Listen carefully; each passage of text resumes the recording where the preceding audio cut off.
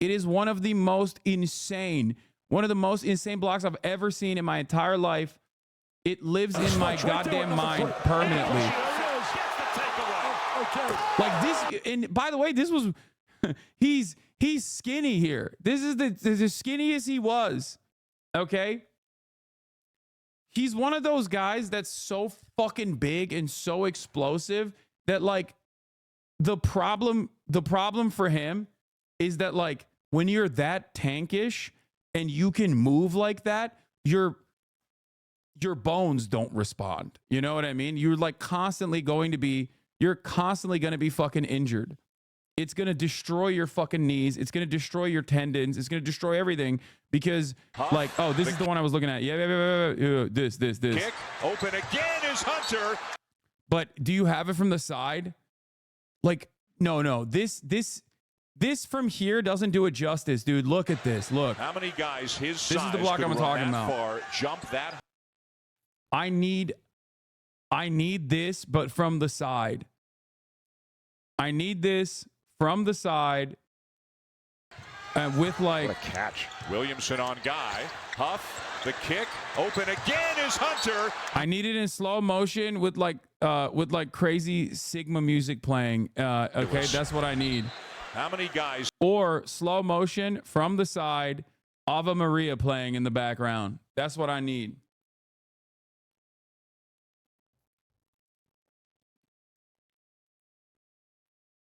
This is the only Zionism that you will ever see from me, okay?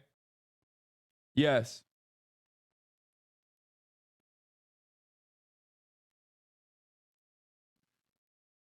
Anyway, yeah, Zion lost weight, so we'll see what happens. And by the way, his loss of weight is like he's no longer 320 fucking pounds.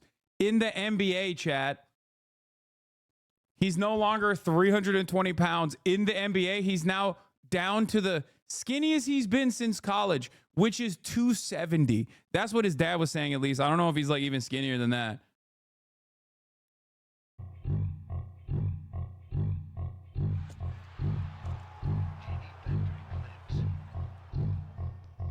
Oh, this is it. Dude, come on, dude.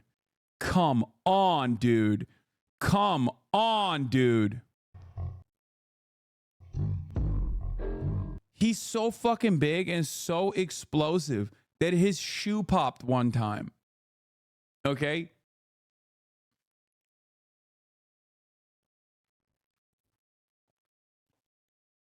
Like, look at that. This motherfucker is looking like a great white shark pulling out of the ocean with his mouth open, about to eat a little fucking boat, okay?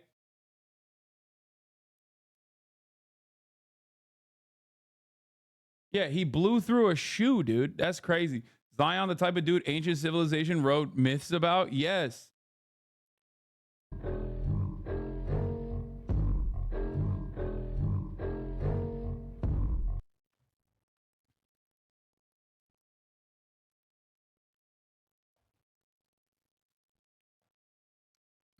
Dan Lebitard and friends. Hasan is trying to turn us into Zionists watching these highlights. It's true. I am a Zionist.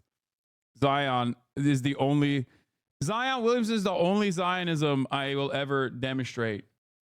Anyway, but yeah, that's it. Impressed? No, dude, fearful. Okay? He got the goat shuddering. Are you kidding me? Anyway.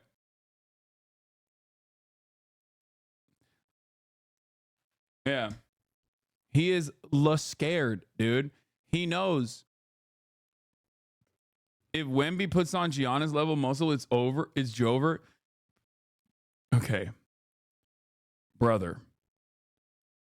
What you are talking about is like something that physically has not happened, okay?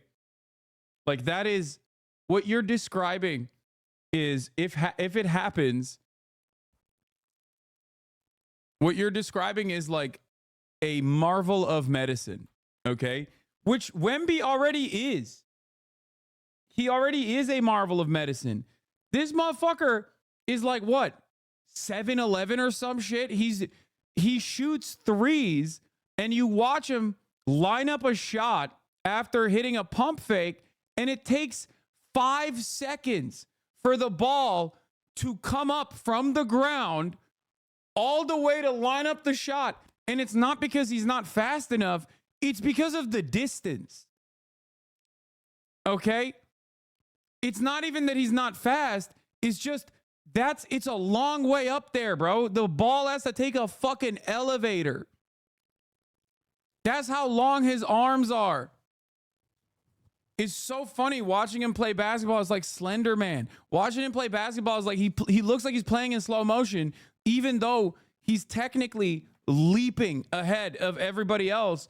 But because his body parts are so lanky and so long, your eyes are perceiving it in a different frame per second.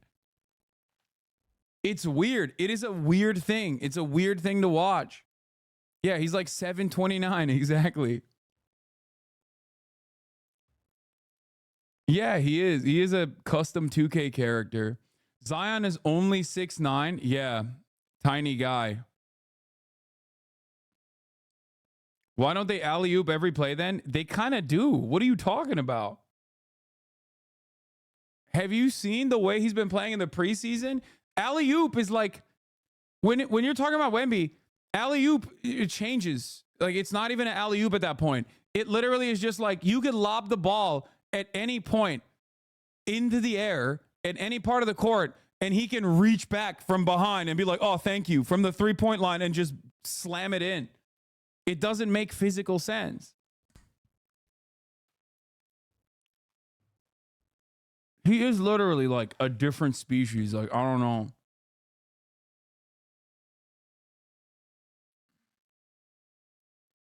Can you glaze Bronny and how he's been playing in the preseason, please? Come on, dude. 0.9 points, points average so far. Get the fuck out of here, dude. Are you kidding me? They're cooking his ass so goddamn hard. They're cooking him so fucking bad, dude. It feels bad. I think Bronny just wanted to play Call of Duty. I don't think he wanted to actually play fucking basketball like that. Like, he was just kind of forced into it.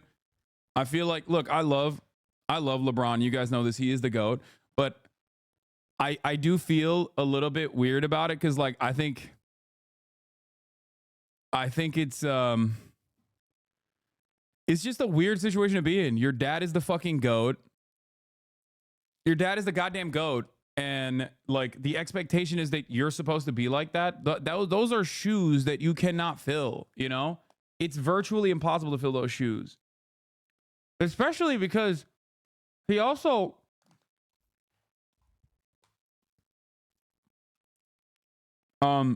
he has no physical advantage, which is kind of crazy.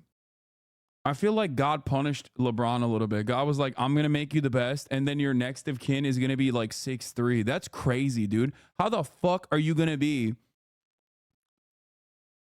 6'8", just the most brolic motherfucker to exist, with the grace of a goddamn ballerina, highest game IQ of all time? Doesn't make any fucking sense. He's just like, he's like a game-breaking player, okay? Literal complete fucking dominance over the league for 2 goddamn decades in a fucking row. Like, since he was 18, makes no damn sense. And then your son is like 6'3". He does not have like any of the physical advantages that he could at least lean on if he were to go to the G League and develop and then come back. And that kind of sucks. Doing tricks on it? No, I'm not. I'm just being serious. There are many good 6'3" players. Yes, but those 6'3" players also, like, they have something. You know what I mean? They have an extra oomph that I think they haven't. He's 6'1". He's not even 6'3". The fuck? I thought he lied and said he was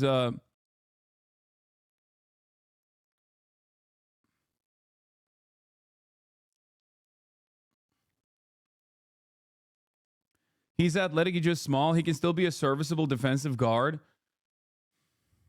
Dude, what is the average NBA height now? It's like 6'6" or something. No. Like, you have to be an exceptional player. You have to be an exceptional player on like one thing. And in order to develop that, I think he's too far ahead. Like, it's just not, I think it's impossible at this point for someone who isn't there already. Like, he was like a mid-tier off the bench player for the USC. He already had health complications. I just don't see him becoming like this. Like, I don't see him being not even like a generational player or whatever. Like, in this current NBA, I don't think he's just gonna. I don't know. I don't think he's just gonna ever get there. Don't say nepotism, bro. It fucking sells tickets. It's like a cool story to have your dad play with your son side by side. Like, I know everyone's like, oh, LeBron runs the Lakers. It's like, first of all, he should be able to. Okay, give him the Lakers. He should. He's given this league his entire life. He deserves an entire team if he wants to. Give him the franchise. He earned it. Okay, that's number one. Number two. It's a cool story. I don't know. It's a cool story that's just not turning out to be as cool of a story. You know what I mean? Like, I don't know how else to explain it. Maybe at this point he just gotta stick it through so we can play with Bryce. It's fucked up, but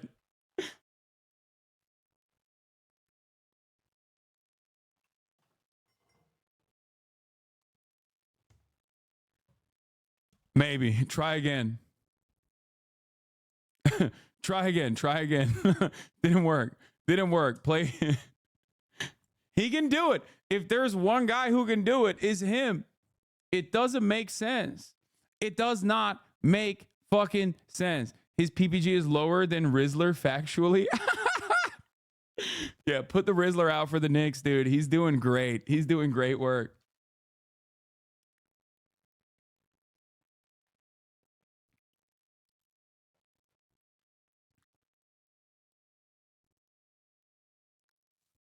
There's a 5'8" player in the NBA right now that's cooking. Yes, I know, dude. Yuki Kawamura. I know. He fucking destroyed. He played such a fantastic job in the Olympics, and they stole the Japanese victory because it was home team advantage. Like, the refs were in the pocket of France 100%, and they took him. They took that away. But like, it's just preseason is what you're saying. But I mean, it's cool. This is also like a fun story.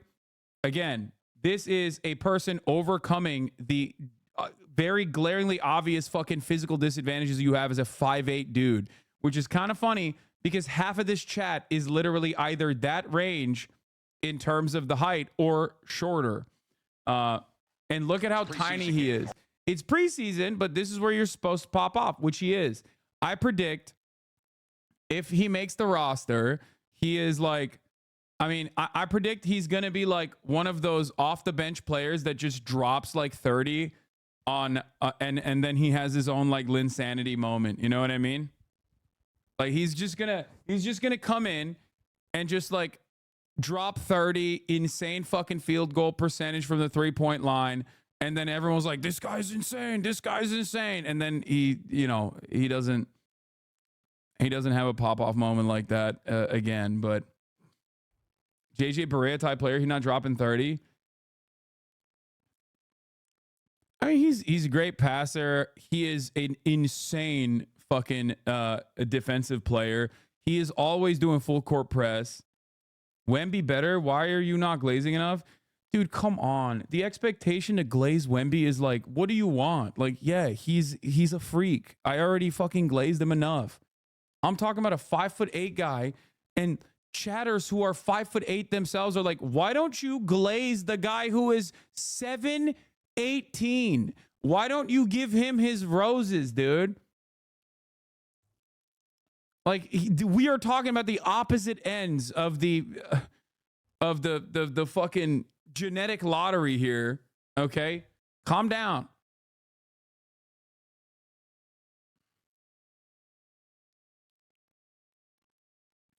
But yeah, NBA no longer as NBA no longer values his defense as much, so who knows? But I think he's cool. I mean, this guy's cool. I like him. I like weird stories like this. Done and dusted for the evening. Like, look at that. Look at how he abuses motherfuckers, dude. Look at this. He started out collegiately at Division II. It's also kind of funny because I feel like, God, am I becoming an old head? I was just about to say, like, new NBA is always about 1v1s. They almost and no hard defense. they almost get mad at you if you actually play real ball, like people used to do back in my day. Sonoma State in California for 2 years. The first one that is the real deal, Holyfield. This is not a contact sport. The 24th when the Mavs play the Spurs here. And our first broadcast on Mavs TV. Like, look at that. Our new home. They're playing hard, that's for sure. This is the craziest one. This is the craziest one. Bro, get the fuck out of here.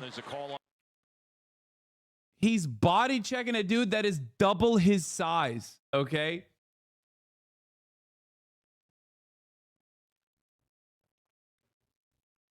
The game is better now. Incentivizes more skill with spacing and athleticism. I think it's more watchable and it's more fun. I agree. I don't disagree with you on that. It's more watchable. It's more fun. I'm never going to be like one of those guys that's like, everyone shoots 3-pointers now. Nobody cares about the Kevin Garnett deep 2, sorry. Nobody ever shoots 2-pointers anymore. You either take it to the fucking rim and yam it in, or you take 3-point shots. I hate it. Blah, blah, blah, blah, blah. Whatever, dude. I don't care. I mean, it's fun. It's cool. But overall, is the most talented the league has been ever been? No question. Yes. Dude. Old school hoop was way better. Positionless basketball is ass. Yeah, dude, totally. I love watching old school basketball when old heads don't know how to fucking drive left. Like, just that alone means that the current NBA is better, okay? That alone. Trash take? Come on, dude. Come on. I'm sorry.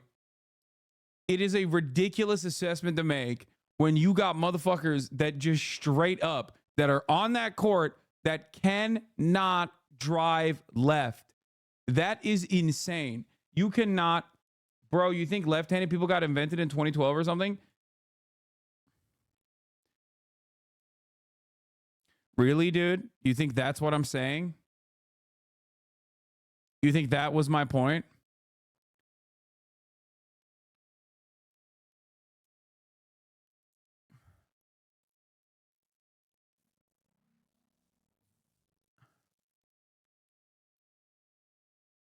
Anyway.